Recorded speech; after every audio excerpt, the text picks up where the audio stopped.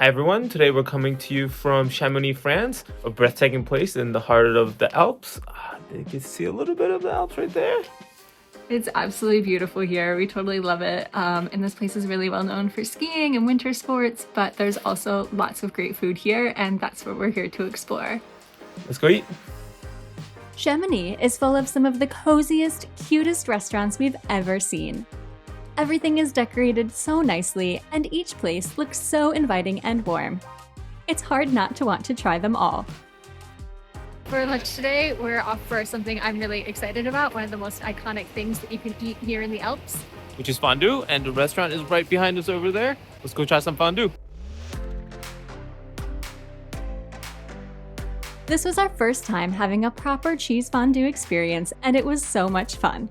The restaurant had a few different cheese options, but we went with the traditional one. They bring over a large pot of bubbling cheese and place it on a burner with a small flame so it stays hot and melty. We chose this restaurant for our fondue experience because they offer halal meats, so if you don't eat pork, you can still enjoy fondue here. Along with the plate of meat, they bring over a huge basket of bread for dipping in the cheese. The cheese is just so gooey and rich. The meat are good, but they are basically just vehicles to eat as much cheese as possible. This was such a fun and indulgent meal. Truly a must try if you're in this region.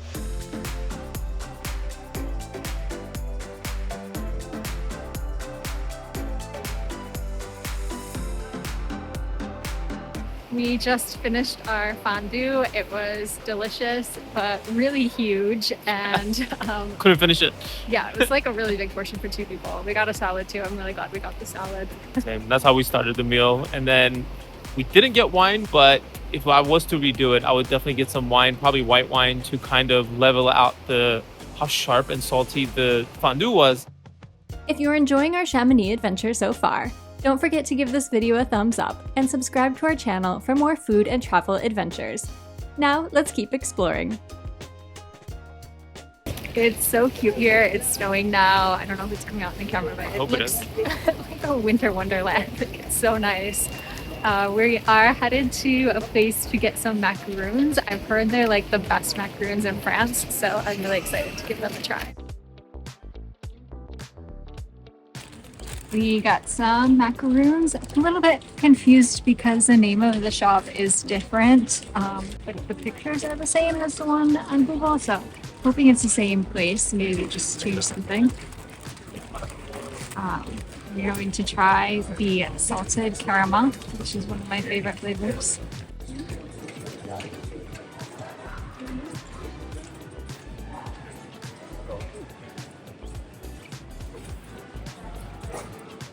It's really good. I don't know if it's the best in France. It's a very good macaron.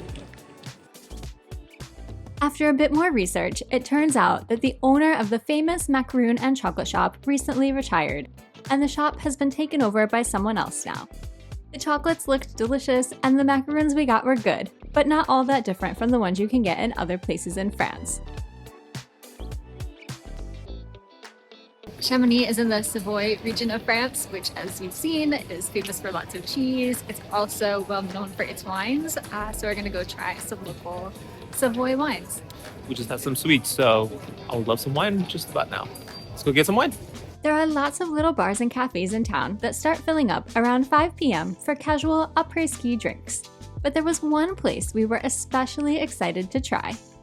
The Bistrot de Cristalliers is a wine bar specializing in natural wines and small plates of local specialties. There's no menu here, you just tell them a bit about what you like and they suggest something for you to try.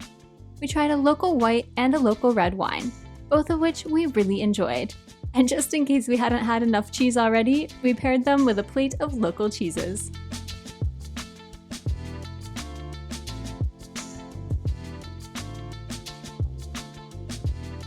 After just one day, we were already so impressed with Chamonix. From the beauty, to the food, to the coziness of every spot, it was just perfect. And on our second day, it got even better. This morning we had a couple cups of coffee. Today is sunny. However, it is very cold, so we're very hungry. We're gonna get some food. For lunch, we were off to try some more local specialties, and surprise, surprise, they were cheese-based. I got a tartiflette, which is a dish that originates from this region. It's a bubbling casserole filled with potatoes, bits of bacon, and thinly sliced onions, all covered in thick slices of melty reblochon cheese. The cheese is creamy and slightly nutty. The bits of bacon add a little bit of crunch and salt, and there is a slight sweetness from the thinly sliced onions. It's easy to see why this dish is popular in a cold, snowy place like this.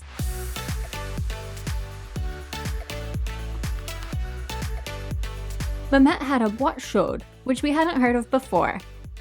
It's an indulgent dish where you get to drizzle creamy, gooey cheese all over soft boiled potatoes. This dish sounds simple, but it is so indulgent. The cheese is creamy and gooey and easily coats the potatoes for a perfect bite.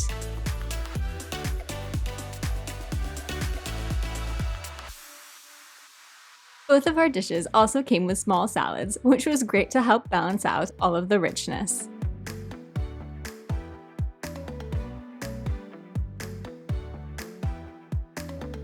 We just got done eating lunch. I had boite Chaud. I'm 100% sure I'm mispronouncing that, but it was basically cheese on a hot plate that was melted and some potatoes on the side as well as a salad. The cheese at this one was much better than the one we had yesterday. The fondue cheese was good, but it was very sharp and very, very salty. This one tasted perfect. I highly recommend it. What did you have? I had a tartiflette, so it's like potatoes with melted cheese and little pieces of bacon. Also really delicious. I really liked it. And they were so nice. They gave Bindi a water bowl, which is always a huge plus to us. So if you are here, highly recommend going to this restaurant. And what better way to follow up such a cheesy, indulgent lunch than with another sweet treat? Zanin Chocolates is a beautiful shop in town making artisan chocolates and stunning pastries. There were so many things we wanted to try here, but we decided on the Mont Blanc, a pastry named after the famous local mountain that it is meant to resemble. This dessert is as complex as it is beautiful. It has chestnut puree, a layer of meringue, tons of light and airy whipped cream, a layer of chocolate around the base, and a candied chestnut on top.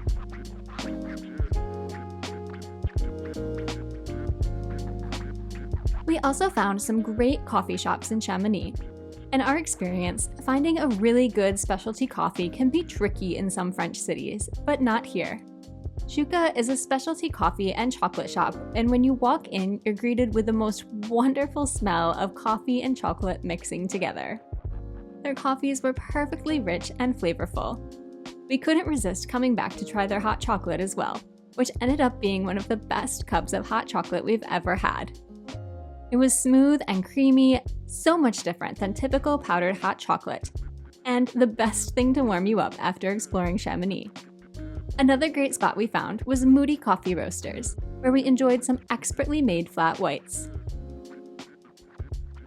Sadly, our time in Chamonix was coming to an end, but we had one more meal to be enjoyed.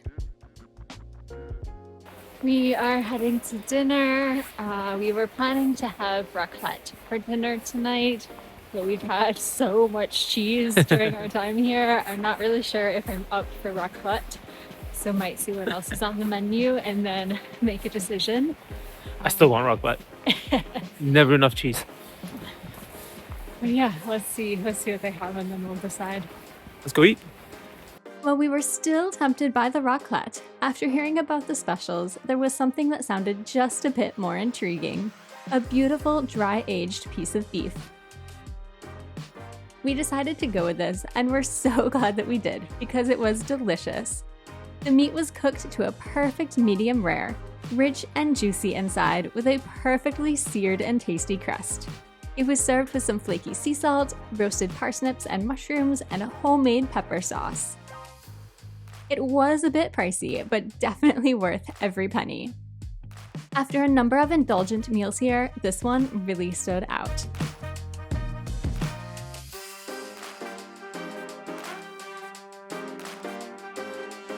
We finished up dinner with an affogato, a shot of espresso poured over some vanilla ice cream, and went to bed very full and very happy.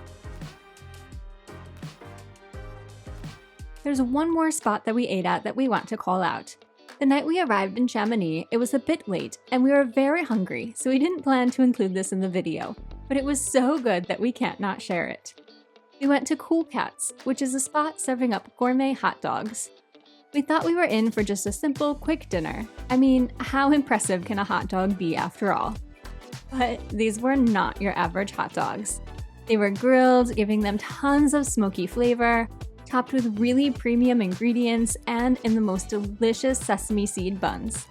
The fries were also cooked to order, perfectly salted, and so good. Despite all that we ate on this trip, we often had to drag ourselves away from grabbing another one of these on our way home every night. It's probably pretty clear to you by now that we really fell in love with Chamonix, and Bindi enjoyed it too.